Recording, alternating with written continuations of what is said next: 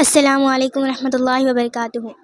میرا پروجیکٹ کا عنوان ہے کہ اسلام اللہ کے نزدیک پسندیدہ مذہب ہے۔ قرآن کی آیت ان الذین عند اللہ الاسلام حدیث من تشبہ بقوم فہو منہم، ایک کا ترجمہ ہے بے شک معتبر دین اللہ کے نزدیک اسلام ہے۔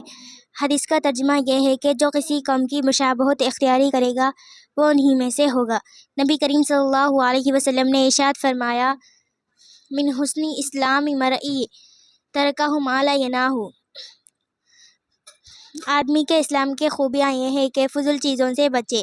یہ مختلف طرح کے جیسا کہ یہودیوں اور نصاریوں کے دوسرے قوموں میں منایا جاتا ہے، Mother's Day, Father's Day, Children's Day, Valentine's Day, Teachers' Day, birthday, happy birthday, Christmas وغیرہ۔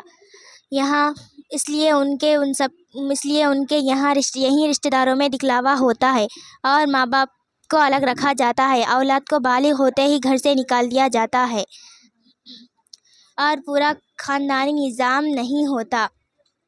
انہوں نے ان سب کے لیے الگ الگ دن متعین کر رکھے ہیں، مگر ہمارے یہاں ایسا نہیں کہ کوئی اسلام نے سب کے حقوق مقرر کر دیا ہے اور پورا خاندان موجود ہے۔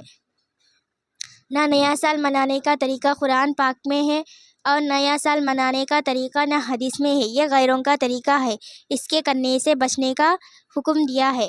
السلام علیکم ورحمۃ اللہ وبرکاتہ۔